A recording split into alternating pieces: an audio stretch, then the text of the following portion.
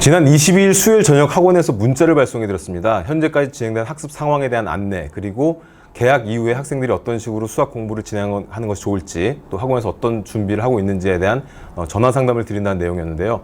실제로 전화를 드리다 보니까 너무 중복되는 내용이 많더라고요. 그래서 시간이 꽤 길어지고, 그러다 보니까 제가 목금 이틀 동안 전화를 했는데도 많은 분한테 전화를 아직 못 드렸어요. 그래서 효율적인 문제도 있고, 또 하나는 구두로 전달을 드리다 보니까 어머님들이 이제 받아 적지 못하시는 경우, 또 이렇게 날짜들도 나와 있기 때문에 제가 그래서 이렇게 영상을 찍게 되었습니다. 물론 이 영상을 찍는다고 해가지고 상담 전화를 드리지 않겠다는 말씀은 아니고요. 다만 효율적인 차원에서 먼저 영상을 보신 다음에 상담을 받으시면 좀 더 빠르고 정확하게 내용을 전달해 드릴 수 있을 것 같아서 영상을 찍게 되었습니다.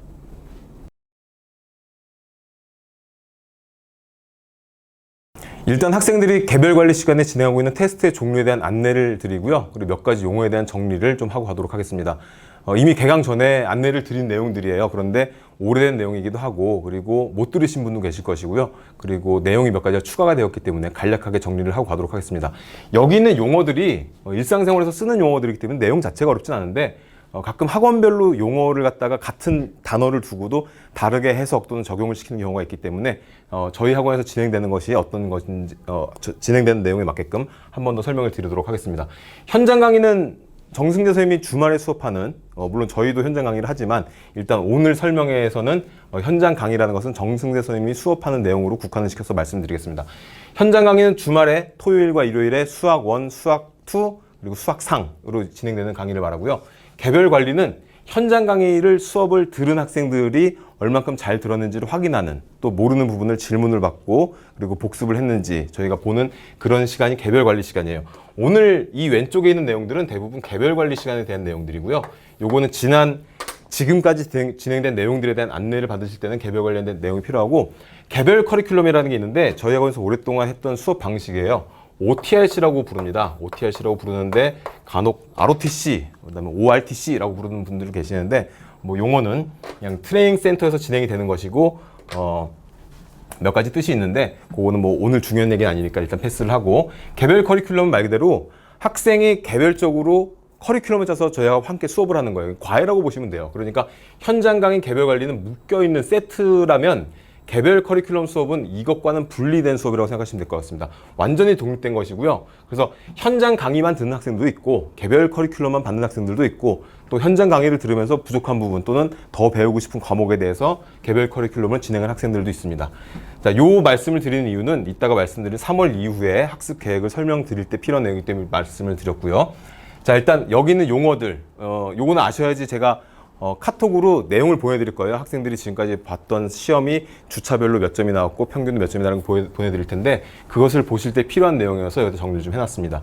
일단 선수학습은 다음 수업을 듣기 위해서 필요한 이전에 이미 배웠던 알고 있어야 될 내용들을 확인하는 테스트라고 보시면 될 것 같아요. 그러니까 수학 상을 듣는 학생들은 중등 과정, 그리고 수학 1, 2를 듣는 학생들은 중등 과정 또는 수학 상하에 나오는 내용들을 저희가 미리 검사를 해서 테스트해서 문제가 없으면 패스를 하고, 문제가 있는 경우는 다시 문제를 설명을 해주고 모르는 부분을 보완시킨 다음에 수업을 들어보내기 위해서 보는 시험이라고 생각하시면 될 것 같습니다.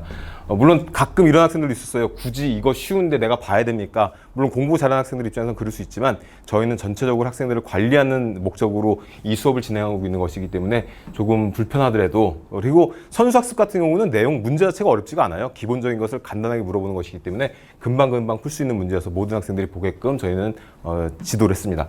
자, 그리고 두 번째, 세 번째 나오니까 제가 묶어놨는데, 개념복습, 유형복습이 있어요. 요거는 말 그대로 주말에 했던 현장 강의 수업에 대한 복습을 얼만큼 잘 진행해 왔는지를 저희가 검사하는 시험인데, 2번 같은 개념복습은 주로 서술형 또는 단답형으로 되어 있고, 선생님이 수업 시간에 강조하신 내용, 그러니까 문제는 아니지만, 그리고 강의 시간에 정리해 준 내용에 대해서 학생들이 얼만큼 이해를 하고 있는지, 또 복습은 했는지, 얼만큼 잘 기억을 하는지를 확인하기 위해서 보는 게 개념 복습 시험이었고요. 유형 복습 같은 경우는 수업 시간에 풀었던 문제들에 대한 유사 문항을 가지고 저희가 학생들한테 복습을 했는지 확인하는 그런 그런 테스트였습니다. 그래서 어떤 경우는 2번이 많을 때가 있어요. 예를 들어서 선생님이 뭐 첫 번째 수업 진도를 새롭게 나갔다 그러면 이제 개념 중심의 수업이 될 것이고, 그래서 얘보다는 3번보다는 2번이 많을 때가 있고요. 또 어떤 경우는 지난 시간에 개념을 다 끝내고 문제풀이 중심의 수업을 했다고 할 때는 오히려 2번은 적고 3번이 많은 그런 경우도 있었습니다. 비슷한 경우도 있었고요. 4번하고 5번은 같은 맥락이죠. 둘 다 기출 문제를 가지고 하는 건데 처음에는 5번 내신 기출을 바로 투입을 하려고 그랬어요. 그랬는데 이제 전체적으로 이제 여러 수원, 수투 또는 뭐 수학상을 이미 한번 봤던 학생들 같은 경우는 문제가 없겠지만 처음 배운 학생들 같은 경우는 배우지 않은 내용 가지고 시험을 볼 수는 없기 때문에 단원별 기출을 갖다가 중간에 집어넣게 됐고요.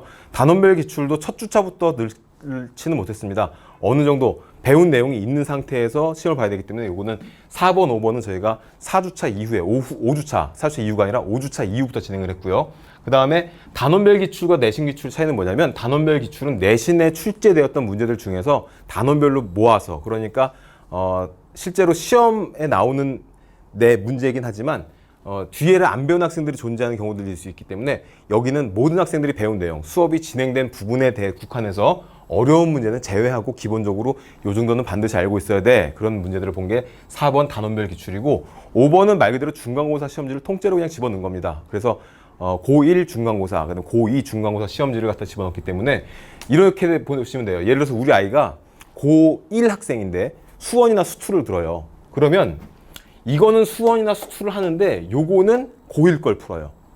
그러니까 학생한테 맞는 학년에 맞게끔 진행된 게 5번이라고 보시면 될 것 같아요. 그래서 5번 같은 경우는 자기가 듣는 수업과 관계없이 이 학년이면 이거를 이제 지금쯤에 한 번씩 노출을 시켜가지고 학생들이 어떤 식으로 문제 나오는지를 경험을 해봐야 돼. 그런 차원에서 했던 게 5번이고 4번은 5번이 조금 어려울 때 4번을 갖다가 집어넣어가지고 학생들이 좀 완충작용을 할 수 있게끔 만들어 놓은 시험이라고 보시면 될 것 같습니다. 6번 추가 문제 같은 경우는 이 앞에 있는 것들을 다 완료했을 때 진행이 된 거고요.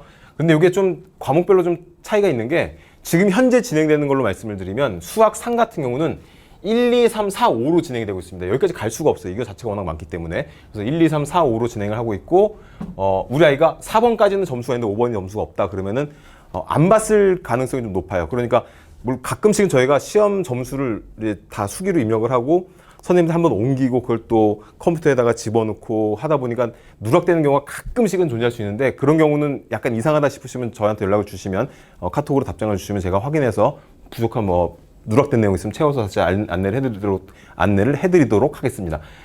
그런데 뭔가 이렇게 비었다. 다른 애들은 본 것 같은데 저희가 그 안 본 시험은 좀 약간 어둡게 해놨어요. 그런데 다른 애들은 본 것 같은데 우리 아이는 점수가 없다 그러면은 안 봤을 수 있는데 안 봤을 때는 어떤 경우가 있냐면 앞에 게 밀려서 또는 뒤에 있는 부분이 좀 어려워서 또는 본인 스스로 생각했을 때 이거는 좀 아니다 싶을 때 뭐 아니다 싶은 경우는 좀 여러 가지가 있을 수 있어요. 뭐 자기 내 학교하고는 너무 시험지가 좀 동떨어졌다 뭐 그렇게 경우도 있을 수 있고 아무튼 저희가 판단을 해가지고 불필요하다 싶을 때 또는 요건 다음에 보는 게 좋겠다 또는 과제로 내는 게 좋겠다 싶을 때는 패스를 한 경우도 있었습니다. 그래서 수학 3 같은 경우는 1, 2, 3, 4, 5로 현재 진행이 되고 있고 수학 1 같은 경우는 1, 2, 3, 5, 6으로 진행이 된다고 보시면 돼요. 1, 2, 3, 5, 6. 수학 1은 앞에 있는 지수로 부분이 진도가 금방 빠졌어요. 고1 같은 경우, 수학 3 같은 경우는 앞에 다항식 파트가 워낙 덩어리가 크기 때문에 그거를 진행하는 과정에서 너무 기간이 늘어지니까 저희가 4번을 투입을 중간에 시켜버렸던 거고 수학 3 같은 경우, 수학 1 같은 경우는 바로 이제 내신 기출을 풀 수 있는 상태가 되었기 때문에 중간고사 범위가 짧거든요. 그래가지고